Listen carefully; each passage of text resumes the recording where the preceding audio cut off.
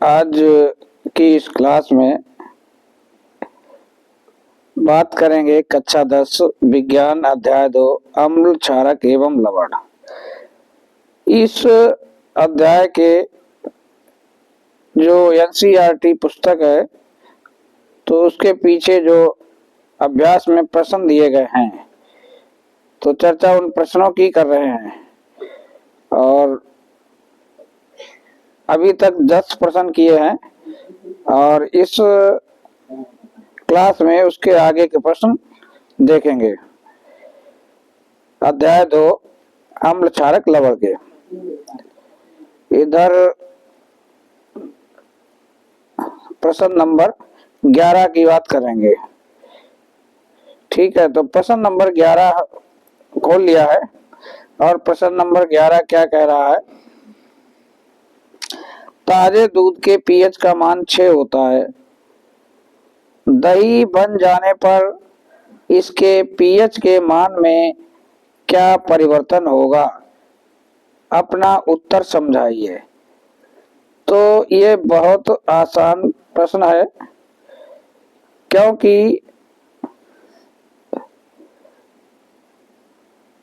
क्योंकि दूध है और दूध जो है किस में बदलेगा, दूध दही में बदलेगा। दूध का परिवर्तन किस में होगा, दही में।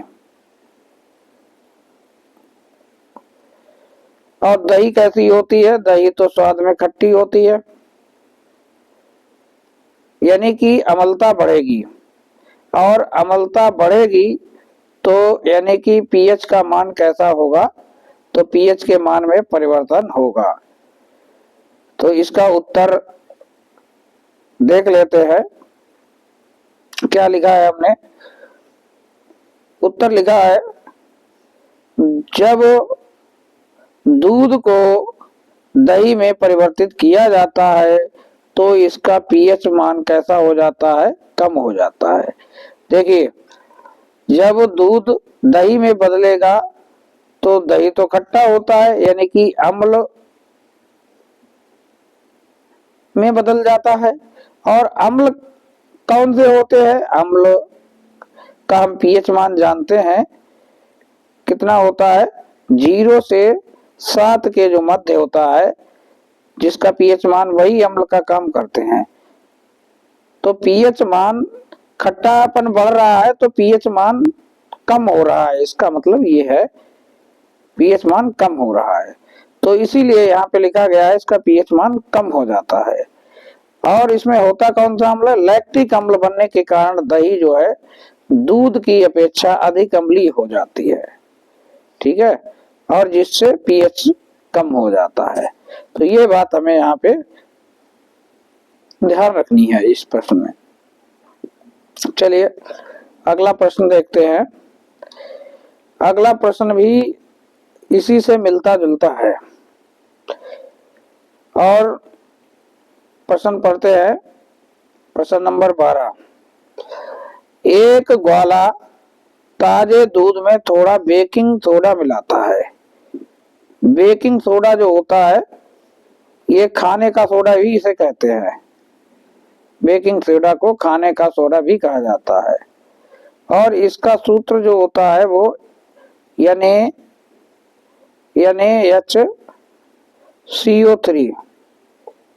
CO3। इसका रासायनिक नाम सोडियम बाइकार्बोनेट होता है। तो एक ग्वाला जो है क्या कर रहा है, बेकिंग सोडा मिलाता है किसमें, दूध में, ताजे दूध में। तो कह रहे हैं क्या परिवर्तन होगा, ताजे दूध के पीएच के मान को 6 से बदलकर थोड़ा क्षारीय क्यों बना देता है। ठीक है, तो ये प्रश्न है। ठीक है, इस पे जब इसने ग्वाला ने दूध में बेकिंग सोडा डाला तो क्या प्रभाव हुआ, प्रभाव ये हुआ कि दूध का जो पीएच मान 6 होता है वो बदल जाता है और कैसा हो जाता है, दूध थोड़ा क्षारीय हो जाता है। ऐसा क्यों हो जाता है, तो इस बात को हमें समझना है। ठीक है, तो देखिए इस बात को थोड़ा सा समझने का प्रयास करते हैं। दूध लोग हमने देखे भी होंगे कि वो अपने दूध में बेकिंग सोडा मिलाते हैं, तो उनका उद्देश्य क्या होता है? उनका उद्देश्य ये होता है कि उनका दूध खराब नहीं हो। दूध खराब होता है तो कैसा खराब होता है? वो फट जाता है, खट्टा हो जाता है, यानी कि अम्ल में बदल जाता है। और जो बेकिंग सोडा होता है वो कैसा होता है? क्षार होता है। तो क्या करता है ये क्षारकता को थोड़ा बढ़ा देता है बेकिंग सोडा, तो इसे अम्ल बदलने में काफी टाइम लगता है। मेन पॉइंट ये होता है।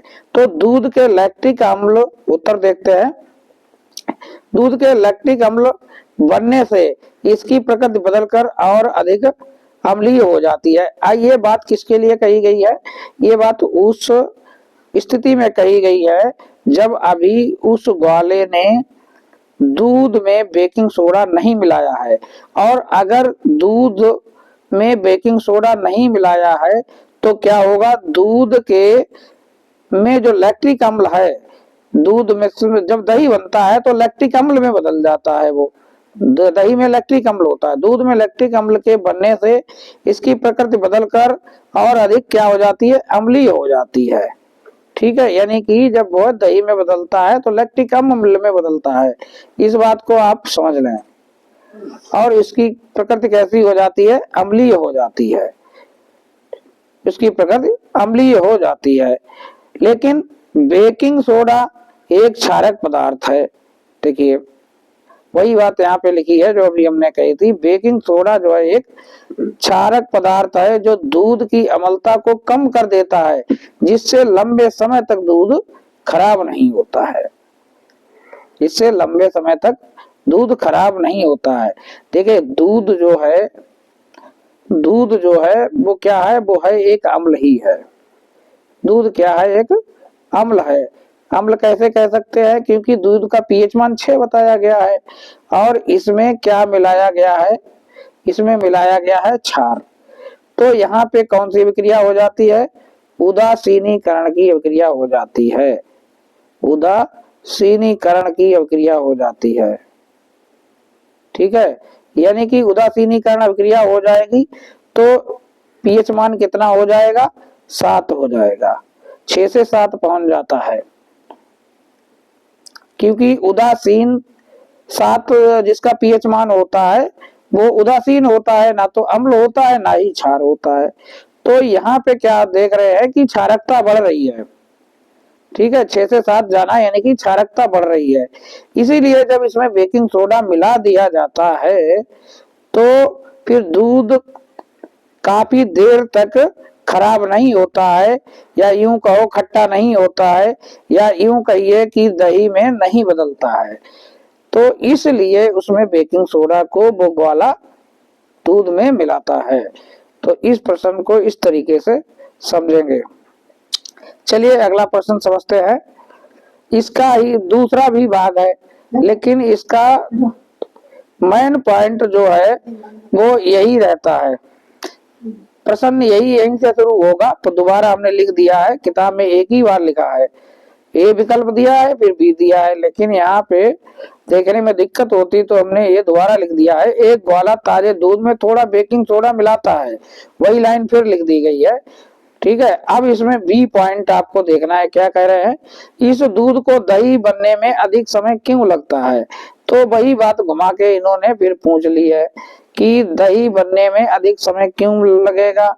तो इसीलिए लगेगा कि अगर बेकिंग सोडा मिलाओगे, ठीक है, तो ये प्रश्न यहीं से जोड़ के आप देखेंगे कि बेकिंग सोडा अगर मिला देंगे तो दूध को दही में बदलने पर अधिक समय क्यों लगता है?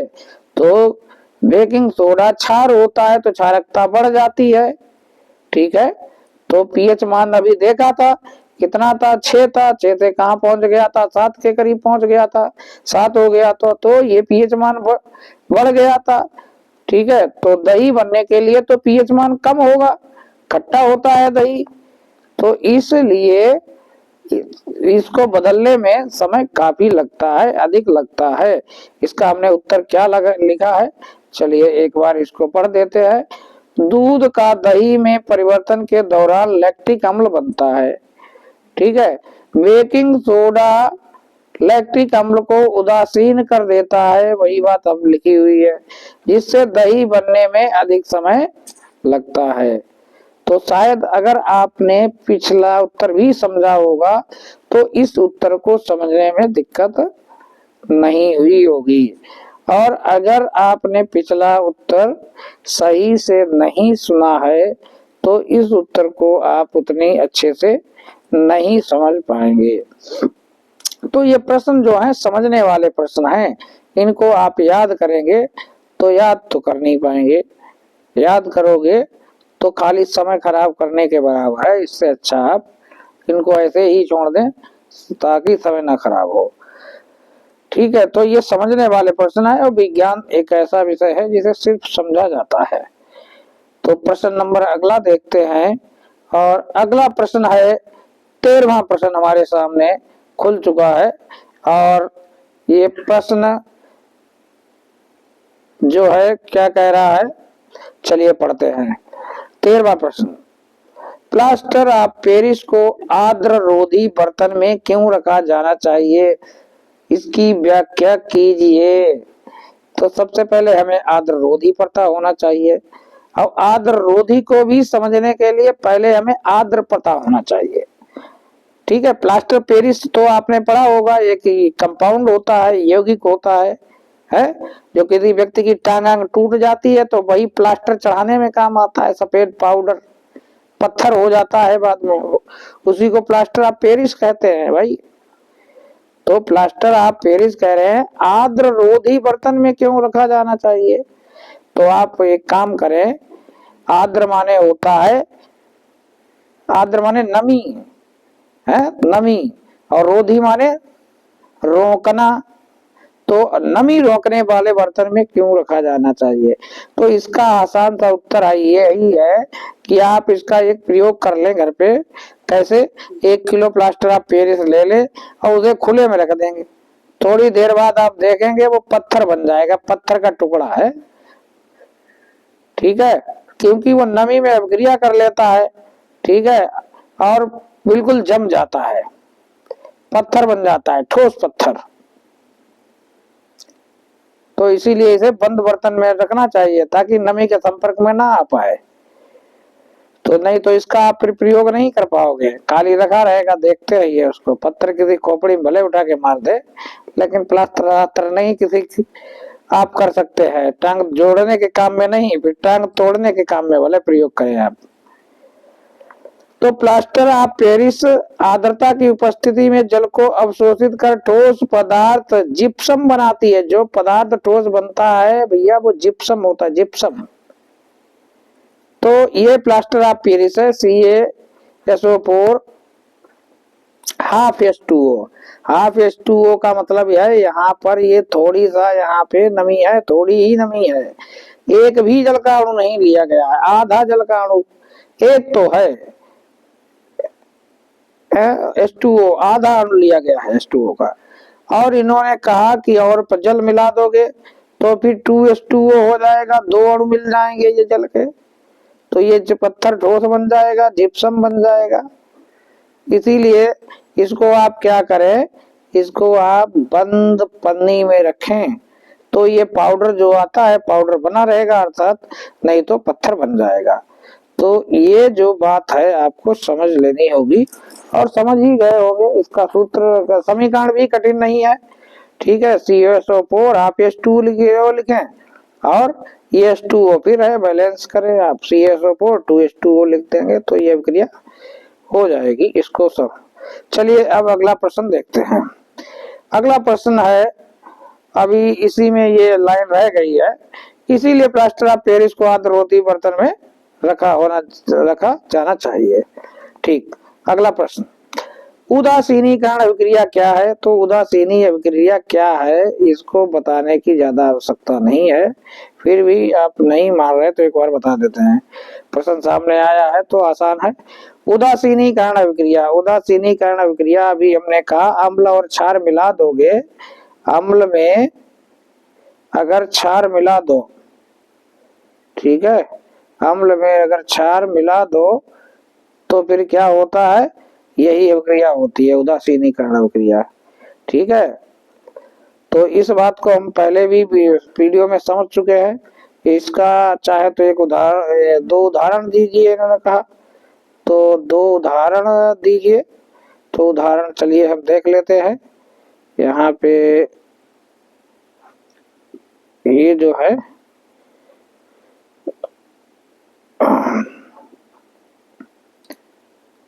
दो उदाहरण दीजिए, उदासीनीकरण अभिक्रिया क्या है, 2 उदाहरण दीजिए। अच्छा यहाँ पे चलिए देख लीजिए, अम्ल और क्षार की अभिक्रिया जिसमें एक दूसरे के प्रभाव उदासीन हो जाते हैं उदासीनीकरण अभिक्रिया कहलाती है। इस अभिक्रिया के फलस्वरूप लवण और जल का निर्माण होता है।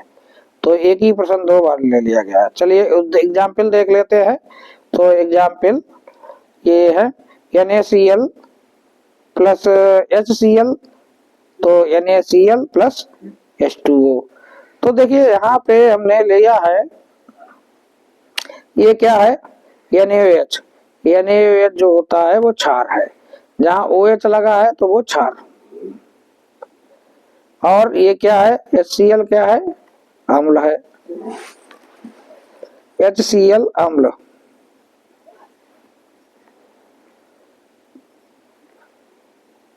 ये अम्ल है, ठीक है।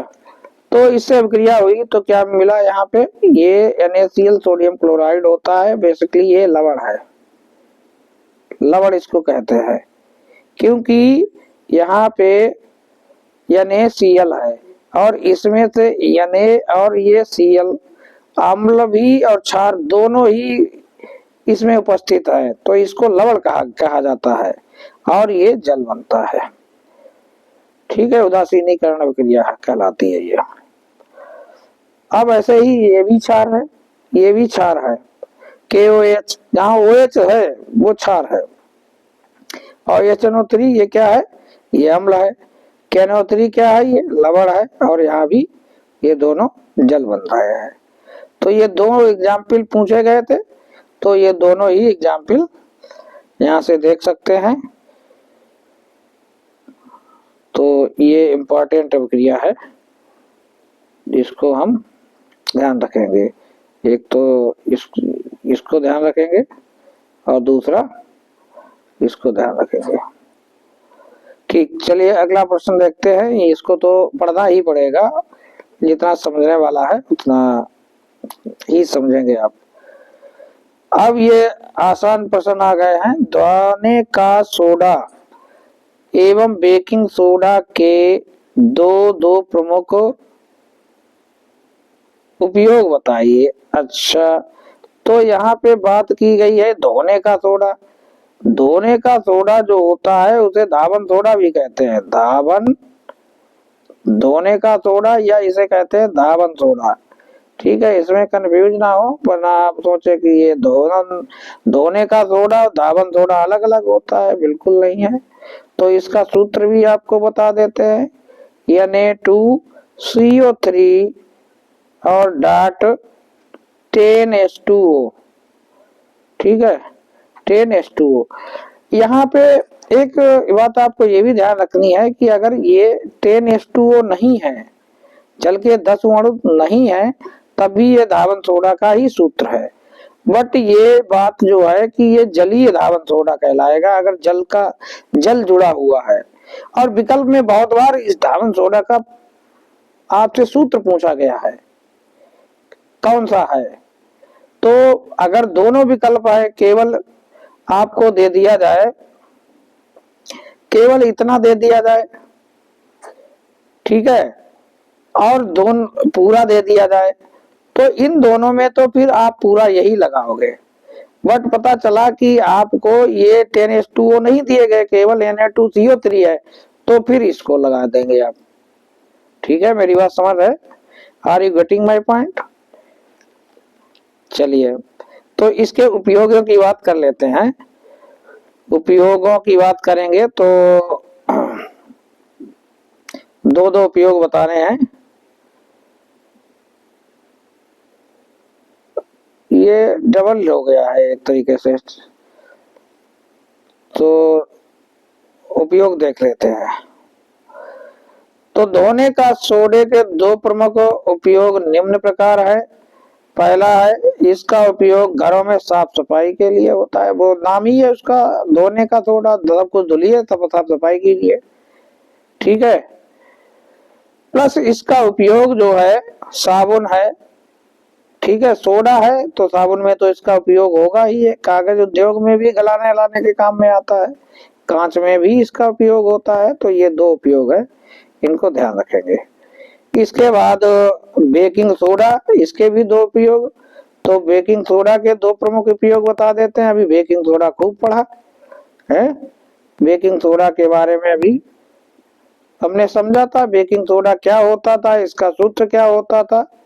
बेकिंग सोडा सोडियम बाइकार्बोनेट, ठीक है। तो अभी बेकिंग सोडा ही एक गोला मिला रहा था बार बार अपने दूध में, तो वो क्या काम कर रहा था, उसको उदासीन कर रहा था। बेकिंग सोडा कैसा होता था, क्षारीय होता था। तो वही सब बातें हैं यहाँ पे। देखिए नंबर 1 में लिखा है, बेकिंग सोडा क्षारीय होता है, इसलिए पेट में अम्ल की अधिकता को उदासीन करने के लिए इसका उपयोग किया जाता है, ठीक है। उदासीन करने के लिए इसका उपयोग किया जाता है। अगर भैया पेट में अम्ल ज्यादा बने तो बेकिंग सोडा खाइए, हैं। किसी किसी को तेजाब बनने लगता है, कहते हैं हमारे तेजाब बन रहा है, लोग कहते हैं आम भाषा में, तो बेकिंग सोडा खाइए। ये क्षार होता है, अम्ल और क्षार अभिक्रिया करेगा, क्या करेगा, उदासीनीकरण अभिक्रिया होगी, तो वो फिर खट्टा होगा, जलन होती है, दर्द होता है, ये सब समस्याएं सॉल्व हो जाती है। दूसरा, इसका उपयोग बेकिंग सोडा का जो है वो खाने का सोडा भी कहलाता है, ठीक है। तो खाने का सोडा है, तो ये खस्ता पकौड़ी बनाने में भी इसका उपयोग किया जाता है, खाने पीने वाली चीजों में भी इसका उपयोग होता है। तो ये इसका उपयोग तो इम्पोर्टेंट है। दूध फटने से बचाते हैं तो उसमें भी डाल देते हैं। पेट में तेजाब बनता है तो उसमें भी आप प्रयोग कर लेते हैं, ठीक है। पकौड़ी अकौड़ी में भी प्रयोग कर लेते हैं। और भी आप घर में अपने पता कर सकते हैं कि इसका उपयोग किसमें किसमें करते हैं। तो चलिए, ये हमने बात कर ली है। अभी हमारे पास हो गए हैं 15 प्रश्न। ये कौन सा प्रश्न था, 15 प्रश्न हो गए। तो ये हमारे ख्याल से सारे प्रश्न हो गए हैं एनसीईआरटी जो पुस्तक में दिए गए हैं। और आगे की बात आगे करेंगे। और अगर इसमें कुछ आपको अच्छा लगा तो आप इस चैनल को सब्सक्राइब भी करें और लाइक भी करें, ताकि हमें पता चले और आगे भी हम ये कार्य करते रहें। धन्यवाद।